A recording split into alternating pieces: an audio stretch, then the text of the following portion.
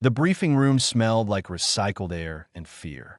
Rylix could taste it on his tongue, that sharp chemical tang that came from a dozen different species sweating in the same confined space.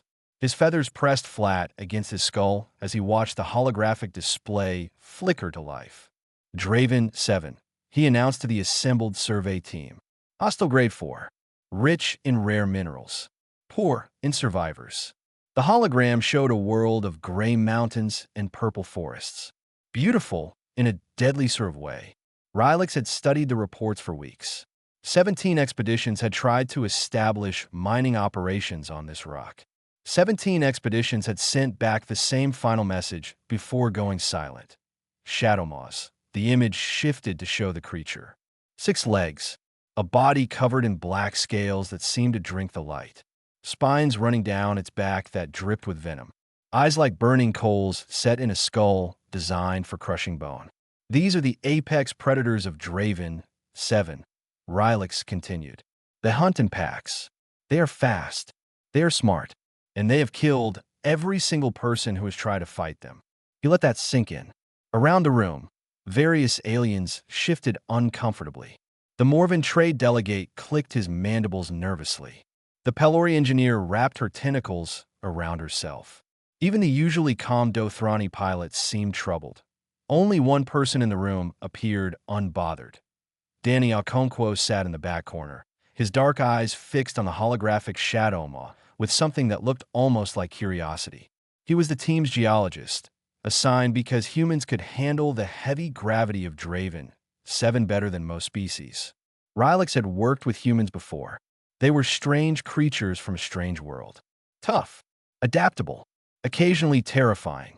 Questions? Rylix asked. Danny raised his hand. How do they hunt? Excuse me, the shadow moss. Do they ambush? Chase? Set traps? What triggers their aggression? Rylix blinked. In all his years of briefing teams about dangerous wildlife, no one had ever asked him that. They attack on sight. That is all that matters. But there must be patterns, Danny pressed. Pack hunters usually have specific. The pattern, Rylix interrupted, is that they kill everything. The protocol is simple. If you see one, you retreat immediately. You call for extraction. You do not engage. You do not observe. You run. Danny nodded slowly, but Rylix noticed he did not look away from the hologram. There was something in the human's expression that made Rylix's crop tighten with unease. After the briefing, the team divided into survey groups. The planet's surface was too large and too dangerous for everyone to stay together. Each specialist would be assigned to a different sector based on their expertise and their species' environmental tolerances. Danny drew the eastern ridge. It was the most remote sector, a 3-day journey from base camp through rough terrain. It was also, according to the geological scans, the most promising location for the rare minerals they sought at IT was also deep in Shadow Maw territory. You will have emergency extraction available at all times, Rylix told Danny as the human loaded his equipment onto the survey shuttle. But response time will be at least 40 minutes from your location. If you encounter a Shadow Maw, retreat, call for extraction, do not engage, Danny recited. I remember. See that you do. Rylix studied the human's face. There was something there he could not read. Humans were difficult that way. Their expressions were subtle, their emotions hidden behind those strange, flat faces. The Eastern Ridge has the highest concentration of Shadow Maw activity on the planet. Previous surveys have reported multiple pack sightings. I understand. Do you? Because the last team sent to that sector lasted 6 hours before we had to pull their bodies out. Danny met his eyes. For a moment, something passed between them. Then the human smiled. A small quirk of lips that did nothing to reassure Rylix. I'll be careful, Danny said. The shuttle lifted off 20 minutes later. Rylix watched it disappear into the purple sky, carrying the human toward the most dangerous region on one of the most dangerous planets in the sector. He should have felt relieved. The human was not his responsibility once he left base camp. Whatever happened in the Eastern Ridge was Danny's problem. But as Rylix turned back to his duties, he could not shake the image of Danny's face. That curiosity, that interest, The way he had looked at the Shadow Maw hologram, like it was a puzzle to be solved rather than a threat to be avoided. 3 days later, Rylix checked the human's beacon. It was supposed to be moving across the ridge in a standard survey pattern. Instead, it had been stationary for 6 hours, right in the middle of a known Shadow Maw hunting ground. Rylix stared at the blinking dot on his screen and felt his feathers rise in dread. Either Danny Okonkwo was already dead, or he was doing something very, very stupid. Knowing humans, Rylix suspected it was the latter. The canyon was quiet except for the wind. Danny crouched behind a boulder, watching the rock slide that had transformed the narrow pass into a jumbled mess of stone and dust. Somewhere beneath that rubble, something was crying. It was not a human sound. It was high-pitched and warbling, almost like a bird but deeper, rougher. A sound of pain and fear that cut through the thin mountain air like a knife. Danny had been surveying the ridge for 2 days when he found the tracks. Massive prints pressed deep into the soft earth, each one the size of his torso. He had followed them against every protocol, every warning, every instinct that told him to turn back. Now he understood why. The juvenile Shadow Maw was half buried under fallen rocks. It was smaller than the adults he had seen in the briefings, maybe the size of a large horse, but it was still terrifying. Black scales, burning eyes, venomous spines that twitched weakly as the creature struggled to free itself. Danny should have called for extraction. He should have retreated to a safe distance and reported the sighting. That was the protocol. That was what 17 dead expeditions would have wanted him to do. Instead, he sat down on a rock and watched. The creature stopped struggling when it noticed him. Those coal-red eyes fixed on Danny with an intensity that should have made him run. But Danny had grown up on a farm in Nigeria, surrounded by animals that most people considered dangerous. He had learned to read body language before he learned to read books. This creature was not preparing to attack. It was too weak, too scared, too focused on the rocks pinning its back legs. When it looked at Danny, he saw the same thing he had seen in trapped dogs and injured horses. "Help me." "Okay," Danny said softly. "Okay, let me think." He spent an hour studying the rock slide. The creature watched him the entire time, those red eyes tracking his every movement. When Danny came closer to examine the rocks, it hissed and snapped its jaws. When he backed away, it whimpered. Fear response. Defensive aggression. Classic signs of a wounded animal trying to protect itself. Danny pulled out his emergency rations and tossed a protein bar toward the creature. It flinched at the movement, then sniffed the offering. After a long moment, a black tongue darted out and pulled the bar into its mouth. "Good," Danny murmured. "That is good. You're hungry. Hungry means you have been stuck here for a while, which means your pack has not found you yet." He worked slowly, carefully. First, he tested the smaller rocks, finding which ones could be moved without bringing more debris down on the creature. Then he began to dig, clearing a path one stone at a time. The Shadow Maw watched him work. It did not attack. It did not even threaten.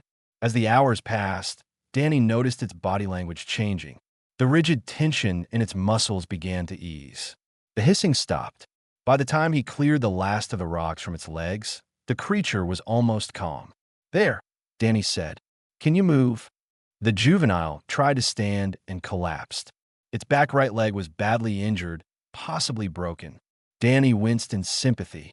He had seen enough farm animals with leg injuries to know how dangerous this was. A creature that could not move was a creature that could not hunt.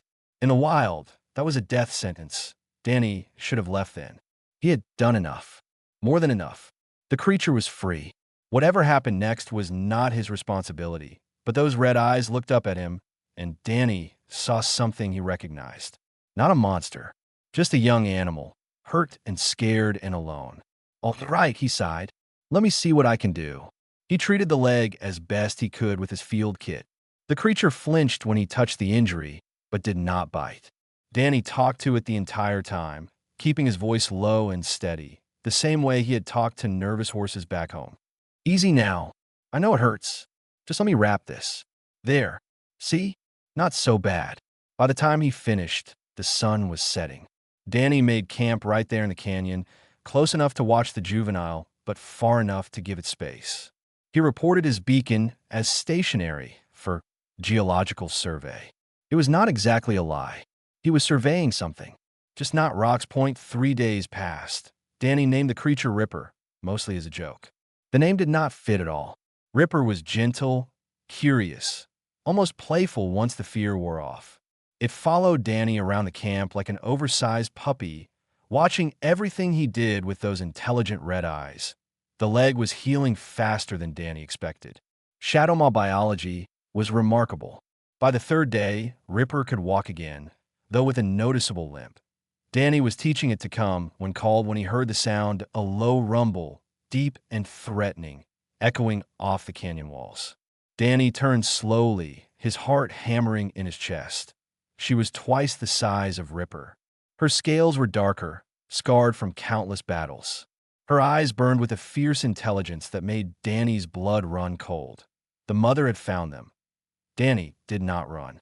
Running triggered the chase instinct. Every report said so. Instead, he stood perfectly still, his hands open at his sides, his breathing slow and controlled. Ripper made a sound. Not a warning cry. Something softer. A greeting.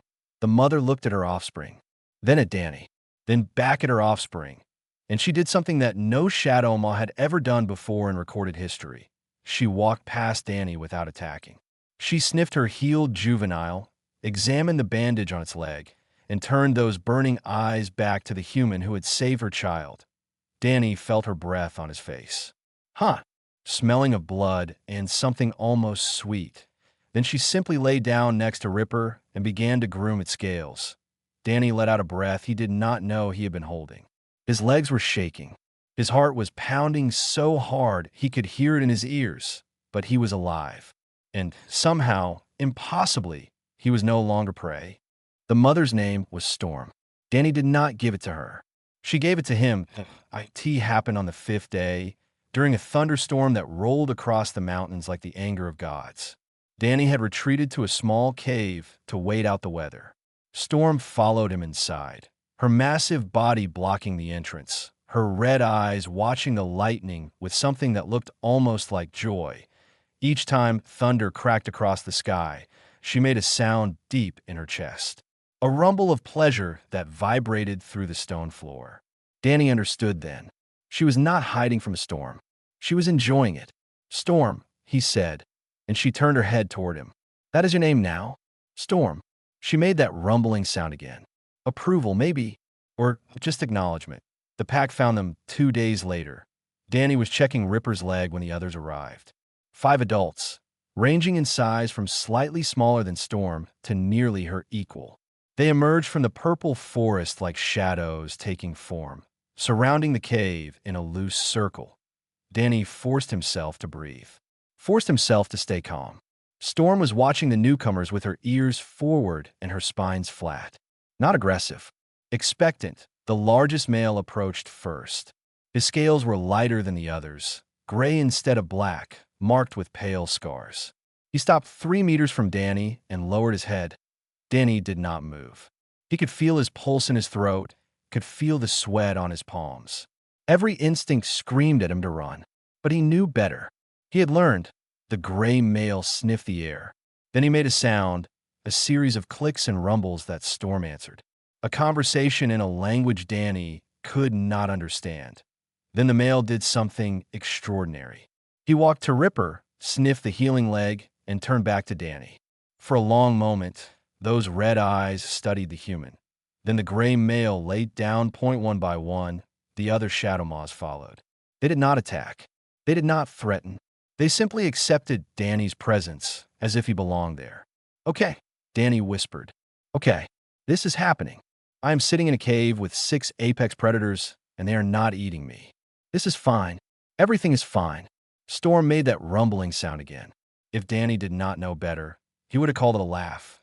Over the following weeks, Danny learned that Shadow Maws were not mindless killers. They were social creatures with complex hierarchies and relationships. Storm was the matriarch of this pack, the dominant female whose word was law. The gray male, whom Danny called Gray, was her mate and the pack's primary hunter. He learned that they communicated through a combination of sounds, body language, and scent markers. Their language was sophisticated enough to convey warnings, invitations, and even jokes. Danny once saw Gray trip over a rock and make a sound that made the entire pack rumble with what could only be laughter. He learned that they mourned their dead.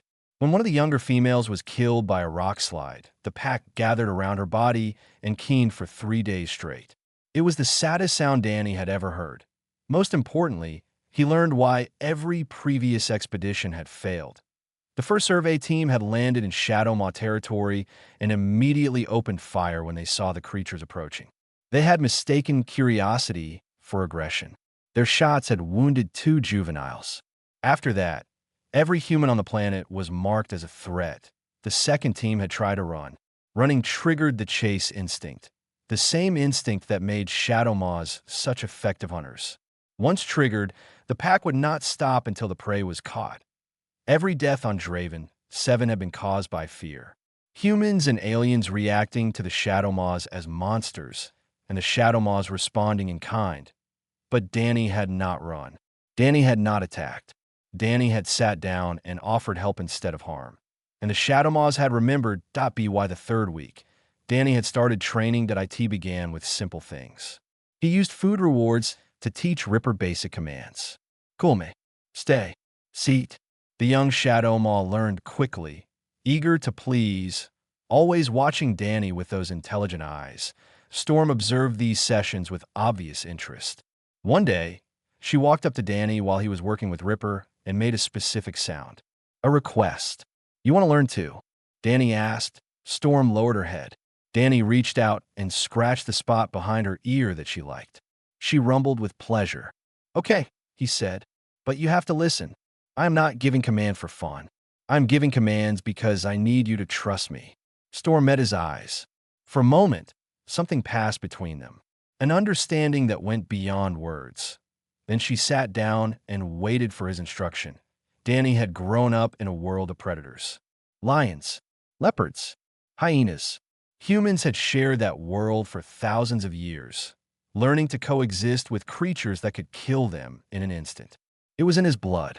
In his bones, the knowledge that respect and understanding could bridge the gap between species. Here, on an alien world, with creatures that had terrorized every previous visitor, Danny was simply doing what his ancestors had always done. He was making friends. The 3-week survey period ended on a quiet morning.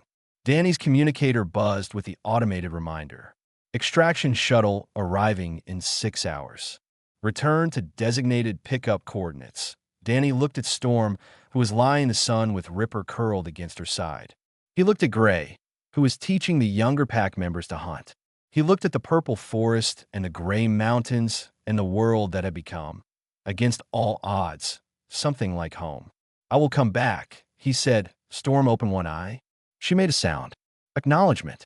Promise. Danny shouldered his pack and began the long walk to the pickup coordinates. Behind him, the pack watched him go. He would keep his word. The mining consortium approved the permanent installation 3 weeks after the survey ended. Danny received the news on the orbital station, surrounded by engineers and administrators who had no idea what he had discovered. Excellent mineral deposits, the Morven Trade delegate announced at the planning meeting. The Eastern Ridge alone could supply our operations for decades. But we will need to address the wildlife situation before we can establish ground facilities. Danny kept his face neutral. What kind of measures are you proposing? Standard predator deterrent systems. Sonic barriers. Motion-activated defense turrets.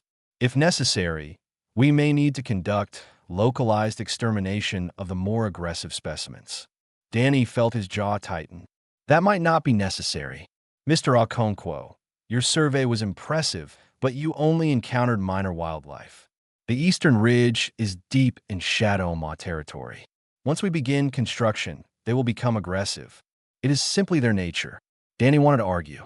He wanted to tell them everything he had learned. But he knew how it would sound. The human spent 3 weeks playing with monsters instead of doing his job. They would think he had lost his mind. So he said nothing. He waited 0.2 weeks later. The construction team descended to the surface. Danny was not assigned to the first wave. His geological work was complete. His presence was not required. But Rylix was there. The small Fenari coordinator had insisted on leading the ground team personally. Something about maintaining oversight of the operation. Something about ensuring proper protocol. Danny suspected Rylix wanted to see if the Eastern Ridge was as dangerous as the reports claimed. The first week passed without incident. The construction crews set up their base camp in the western valleys, far from the areas Danny had surveyed. Motion sensors were deployed. Security patrols were established. Everything proceeded according to plan. Then the strange reports started coming in. The wildlife is not behaving normally, one of the security officers told Rylix during the morning briefing. We have detected multiple large predators in our sensor perimeter, but they are not approaching the camp. They just watch and then leave. Perhaps the sonic barriers are working, Rylix suggested. We have not activated the sonic barriers yet, sir. Rylix's feathers flattened against his skull. Then why are they not attacking?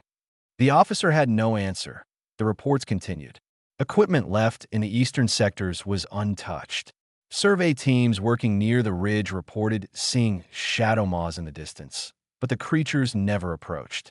It was as if some invisible boundary had been drawn around the human operations, as if something was keeping the predators away.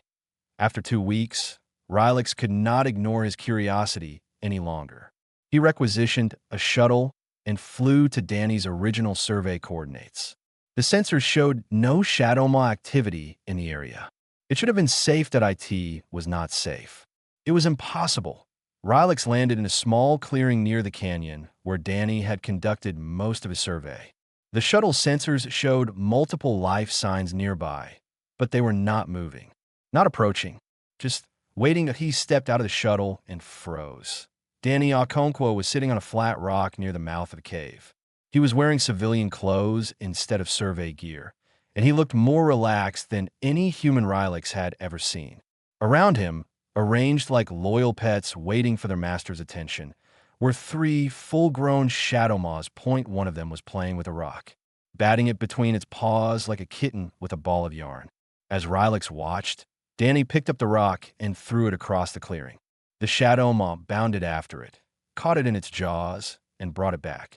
The creature dropped the rock at Danny's feet and made a sound that could only be described as hopeful. "Good boy," Danny said, scratching the beast behind its ears. "Good boy, Gray.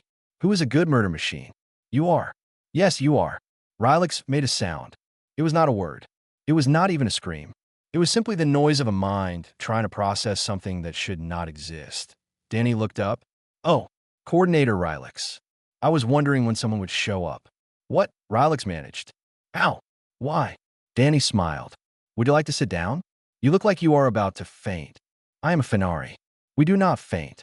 Storm might be offended if you do not say hello. She remembers you from the briefing Holos." The largest shadow maw, a scarred female with eyes like burning stars, lifted her head and fixed Rylix with a gaze that seemed to look straight through him. Rylix did faint then, just a little. His legs gave out, and he sat down hard on the shuttle's landing ramp. "What have you done?" he whispered. Danny rose from his rock and walked over. The shadow maws watched him go, but did not follow. They trusted him. They obeyed him. They loved him in whatever way such creatures could love. "I did what humans have always done," Danny said. "I made friends." "They are not friends. They are monsters. They have killed dozens of people, only because those people acted like threats or prey. I acted like neither." Danny crouched down to Rylix's level. "They are not monsters, Coordinator. They are pack hunters with complex social structures and high intelligence. Every death on this planet happened because we approached them wrong. Fight or flight, attack or run. But there is a third option, the one humans figured out thousands of years ago." "What option?" Danny smiled. "Coexistence." He stood and offered Rylix his hand. After a long moment, the Fenari took it. "Come on," Danny said. "Let me introduce you to the pack. I promise they will not eat you." "Probably." That is not reassuring. It was not meant to be. But Rylix followed anyway, because the universe had just become a much stranger place, and he needed to understand how a single human had turned the deadliest creatures on Draven, 7 into pets.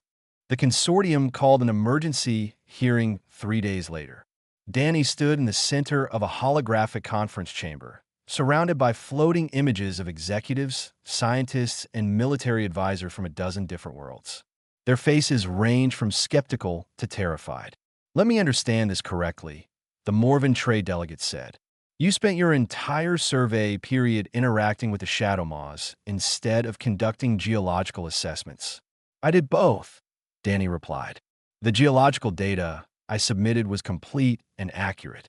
The Shadow Maw research was additional." "Research?" A Dothrani general leaned forward. "You call playing with predators research? I call it survival. And yes, research. I have documented behaviors that no one has ever observed before. Pack dynamics, communication patterns, hunting strategies, mating rituals. 3 weeks of continuous observation that contradicts everything we thought we knew about these creatures.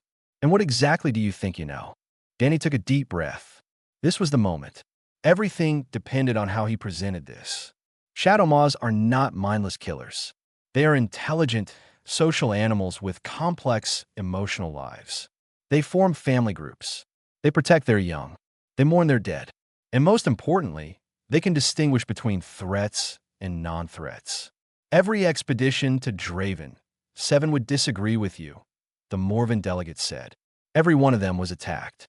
Every one of them attacked first, or ran. The first survey team opened fire when they saw Shadow Maws approaching. They wounded 2 juveniles. After that, every alien on the planet was marked as dangerous. And you expect us to believe that you simply walked up to them and made friends. I expect you to believe the evidence." Danny activated his own holographic display. Images appeared in the air around him. Storm lying in the sun. Gray teaching the younger pack members to hunt. Ripper playing fetch with a rock. These were taken over a 3-week period. I have hundreds more. Video recordings. Audio samples. Behavioral analyses. The chamber was silent. Danny could see the doubt on their faces, the disbelief. But he could also see something else. Curiosity. Interest. "Coordinator Rylix," the Morven delegate said. "You visited Mr. Okonkwo's location. Can you confirm his claims?" Rylix stepped forward. His feathers were still slightly ruffled from the experience, but his voice was steady. "I can confirm that I observed multiple Shadow Maws in close proximity to Mr. Okonkwo. They did not attack him. They appeared to respond to his commands. One of them brought him a rock when he threw it." "A rock," the Dothrani general repeated flatly. "Yes, like a game, like something you would play with a domestic animal." The chamber erupted in whispers.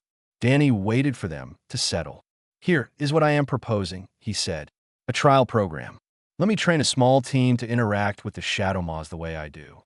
If it works, we could have these creatures protecting our mining operations instead of threatening them. They are apex predators. Nothing on this planet would dare attack a facility guarded by a pack of Shadow Maws. And if it does not work, if your methods cannot be replicated, then you have lost nothing. The extermination option will still be available. But I'm asking for a chance to prove that there is another way." The voting took less than an hour. Danny suspected that the mineral wealth of the Eastern Ridge had something to do with the speed of the decision.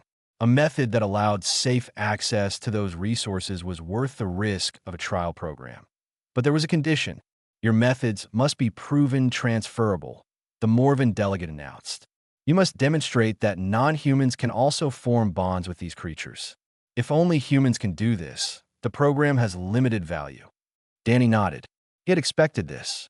"I will need volunteers, preferably from species with different biological profiles. The more diverse the test group, the more valuable the results. I will volunteer." Every eye in the chamber turned to Rylix. The small Fenari stood with his feathers flat and his beak set in a firm line. He looked terrified, but his voice did not waver. "I watched a human sit among monsters and treat them like family. I need to understand how that is possible. I need to see it for myself." Danny smiled. "Are you sure? It is not easy, and Storm can be very particular about who she allows near her pack." "I am sure. Then we start tomorrow. I hope you are not attached to your dignity, Coordinator. The first few days usually involve a lot of running away and crying." "Fenari do not cry. We will see about that." The hearing ended with approval for a 6-month trial program. Danny had his chance. Now, he just had to prove that what he had learned could be taught. As he walked out of the conference chamber, Rylix fell in his step beside him. "Why did you really do it?" the Fenari asked. "When you found that injured juvenile, why did you not just leave it and run?" Danny thought about it. He thought about the farm where he grew up, surrounded by animals that other people feared. He thought about his grandmother, who could calm a charging bull with nothing but her voice and her presence. He thought about all the stories of humans and wolves, humans and lions, humans and every other predator they had learned to live beside. "Because that is what we do," he said finally. "We find dangerous things and we make them our friends. It is possibly the most human trait there is." Rylix made a sound that might have been a laugh. "Your species is very strange. You have no idea. 6 months changed everything." The mining colony on Draven 7 had grown from a temporary camp to a permanent settlement. Prefabricated buildings dotted the valleys. Extraction equipment hummed along the eastern ridge. Hundreds of workers from dozens of species went about their daily tasks without fear, and everywhere the Shadow Maws watched. Danny stood on an observation platform overlooking the main processing facility. Below him, a pack of 5 Shadow Maws lay in the morning sun, their massive bodies arranged in a loose circle around the building's entrance.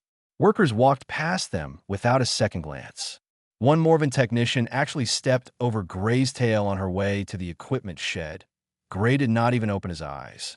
"I still cannot believe this works," Rylix said, coming to stand beside Danny.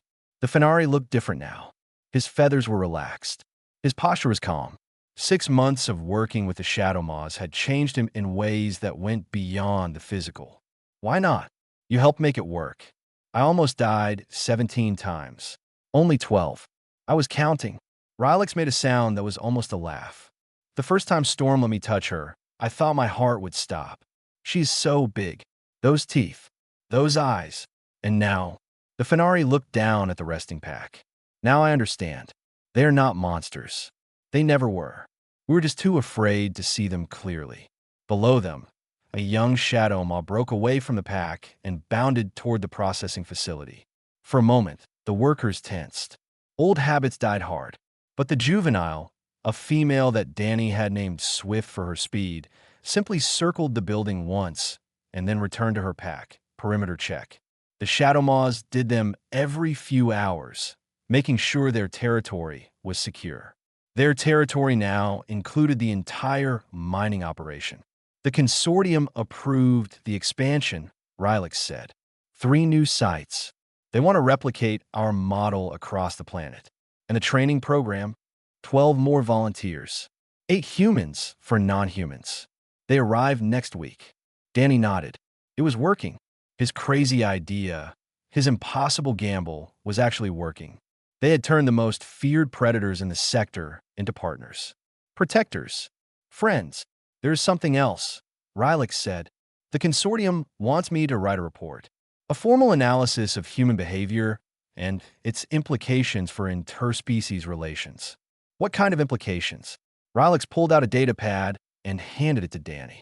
On the screen was a draft document filled with charts and graphs and carefully worded conclusions. But one paragraph was highlighted. Danny read it aloud. Recommendation: when assigning humans to hostile worlds, do not tell them to avoid the wildlife. They will not listen. They will make friends. He laughed. It was a good laugh, full and warm. "Is that your professional assessment?" "It is the truth. I have watched you work for 6 months. I have seen you approach creatures that would make any sensible being run in terror. And every single time, you find a way to connect with them. It is not just skill. It is not just training. It is something in your nature. Something that makes you reach out instead of pull back. We call it the domestication instinct. Humans avulva aluncida predatos. We learn to see them as potential allies instead of automatic enemies." "Yes, but it is more than that." Rylix took the datapad back. "You do not just tolerate dangerous creatures. You love them. Storm, Gray, Ripper, all of them. You genuinely care about their well-being. That is what makes this work. The Shadow Maws know the difference between respect and affection. They respond to both." Danny looked down at the pack again. Storm had woken up and was watching him with those burning red eyes. Even from this distance, he could feel their connection. 6 months of trust and loyalty, built one small moment at a time. "She's going to have pups soon," Danny said. "Storm, I noticed the signs last week. More shadow moths to train. More shadow moths to raise from birth. Imagine what we could do with a generation that grows up knowing humans as family." Rylix's feathers ruffled. "The implications are staggering." "They are. But that is a problem for tomorrow." Danny pushed away from the railing. "Right now, I need to check on the Eastern Ridge team. There is a report of a new pack moving into the area. Are you worried?" "No. Storm will handle the introductions. She is very good at explaining things to newcomers." Danny smiled, usually without eating them. He walked toward the lift that would take him down to ground level. Behind him, Rylix watched the human go, marveling at the casual confidence in his stride. This was a man who had walked into a den of monsters and walked out with allies. A man who had changed the rules of an entire world simply by refusing to be afraid. The sun was setting over the mountains. The purple sky turned gold and orange, painting the mining colony in warm light. Below, the shadow moths stirred and began their evening hunt, not for prey, but for threats to their territory. Their pack. Their humans. Danny reached the ground level and stepped outside. Storm was waiting for him, her massive body blocking his path. She lowered her head and made a soft sound. A greeting. A question. "Yes, I know," Danny said, reaching up to scratch behind her ear. "Time for the evening patrol. Let me grab my gear." Storm rumbled with pleasure and fell in a step beside him. Together, they walked toward the Eastern Ridge, human and monster, side by side. In the control room of the orbital station, a Morven analyst watched the scene on her monitor. She had been assigned to document the Draven 7 project for the Consortium archives. What she had witnessed over the past 6 months defied everything she thought she knew about humans, about predators, about the universe itself. She began typing her final report. Subject: human integration with hostile fauna. Conclusion: successful beyond all projections. Recommendation: further study of human domestication instinct and its applications to other hostile worlds. Note: when humans say they can befriend anything, believe them. They are not exaggerating. They're simply describing their nature.